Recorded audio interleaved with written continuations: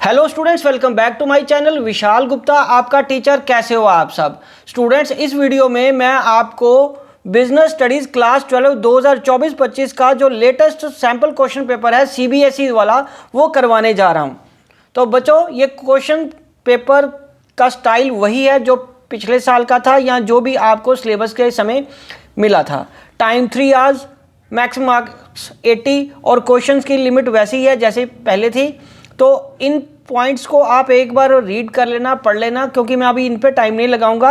हम क्वेश्चन पे फोकस करते हैं, ठीक है बच्चों? तो चलिए बात करते हैं पहले क्वेश्चन की तरफ। क्वेश्चन नंबर 1 बच्चों, इससे पहले कि मैं क्वेश्चन स्टार्ट करूं, मैं एक बार आपको बता दूं, आप वीडियो को स्लो करके पॉज करके भी आप अपने क्वेश्चन को अंडरस्टैंड कर सकते हो, ठीक है जी? क्योंकि कई बार जल्दी में हमें उस क्वेश्चन का मेन मतलब नहीं समझ लगता कि वो पूछना क्या चाह रहा है, ठीक है? नो डाउट, जब हम यहाँ एमसीक्यूज के आंसर देख लेते हैं तो और कंफ्यूज हो जाते हैं, ठीक है बच्चों? तो चलिए बात करते हैं सबसे पहले क्वेश्चन नंबर 1 की। The newly appointed production manager of Saheb limited, a firm manufacturing toys, mister Aharwat, noticed that the workers in the factory were not giving their best, as the physical condition in the factory were not good. He conducted an experiment to see the effect of improvements in the physical conditions in the factory on the performance of the workers. By providing adequate ventilation and water facilities, he observed that fatigue level of the workers reduced.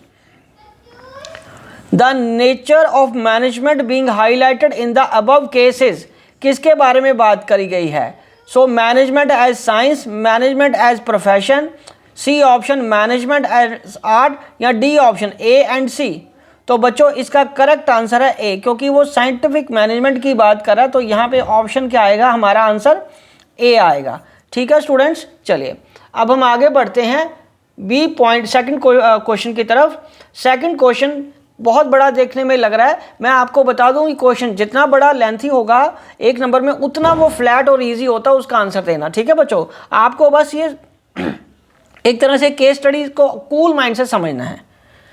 Jasmine Ahluwalia is the manager of an artifacts museums marketing team responsible for promoting exhibitions and events.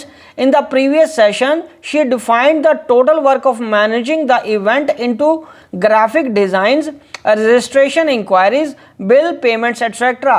In order to facilitate specialization, however, instead of allocating work, she had assigned each team member the full responsibility of managing the promotion of an entire event. In spite of holding a regular team meetings to take feedback, Jasmine ने found किया कि problems आ रही हैं throughout the event seasons in the quality of graphic design, registration inquiry and bill payment etcetera, ठीक है बच्चों? And for the upcoming events seasons, Jasmine had decided to divide these responsibilities on the basis of her observations of the area in which the individual team members were excelled in the previous season and allocate the roles based on their skills and competencies. तो question क्या है? Question यह है, identify the step in the organising process. तो पहले अब आपको अपनी एनर्जी इस पे कंसंट्रेट करनी है, ऑर्गेनाइजिंग प्रोसेस को याद करना है कि किस स्टेप की बात हो रही है। Which has not been properly formed in the previous season but has been duly performed for the upcoming season. Option A क्या है बच्चों? Identification and division of work. B क्या है? Establishing reporting relationships. सी क्या है? डिपार्टमेंटलाइजेशन। डी क्या है? Assignment of duties. तो option D is the correct option, क्योंकि उसने अपनी ड्यूटीज दूसरे बंदों को प्रॉपर्ली असाइन नहीं की थी, ठीक है बच्चों? Option D is the correct answer. अब हम बढ़ते हैं आगे क्वेश्चन नंबर 3 की तरफ। बच्चों क्वेश्चन नंबर 3 क्या है? Read the following statements, assertion A and reason R, choose the correct alternative for the given question below, ठीक है बच्चों? तो चलिए अब बढ़ते हैं इसको स्टेटमेंट और असर्शन को, रीजंस को समझने के लिए। तो असर्शन की क्या स्टेटमेंट है? Giving planning aims at enabling the company to tackle the uncertainties in respect of the availability and timing of the funds B capital structure refers to the mix between owners and borrowed funds.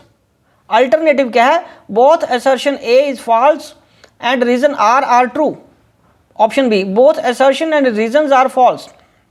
Option C both assertion and reasons are true but reason is not correct explanation of the assertion, and option D both assertion and reason are true and reason is correct explanation of the assertion।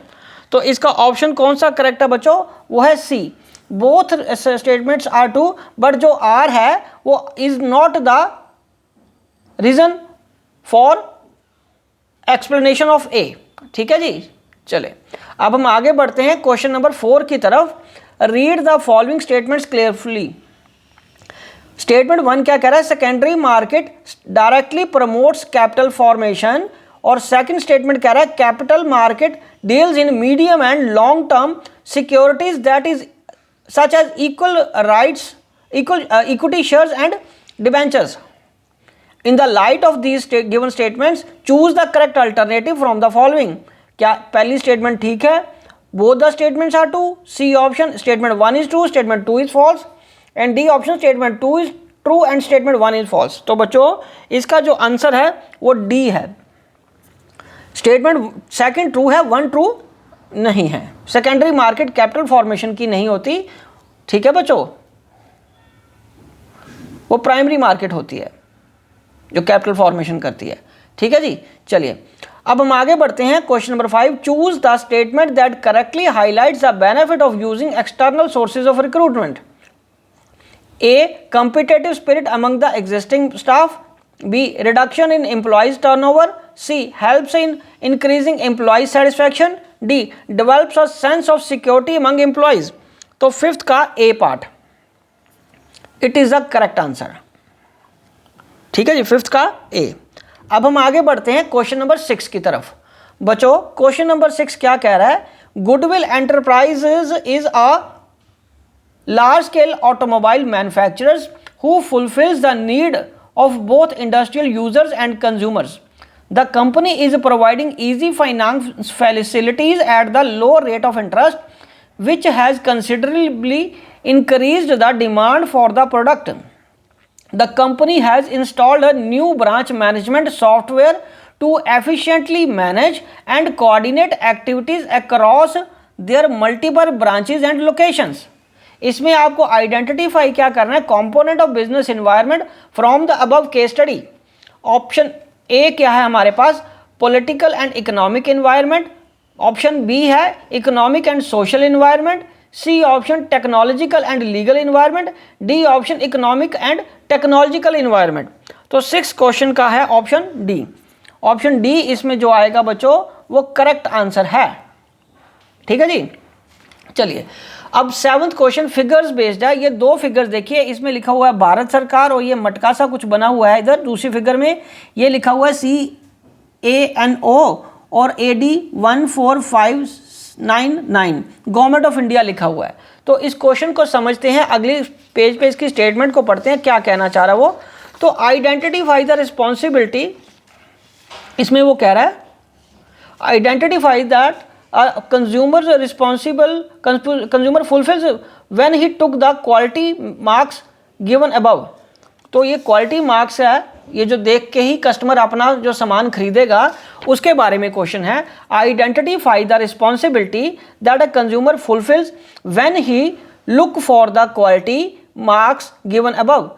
A option है assert yourself to ensure that you get a fair deal, B get a proper receipt, C buy only standardized products, D be honest in your dealings। तो इसका 7th का जो answer है वो है सी।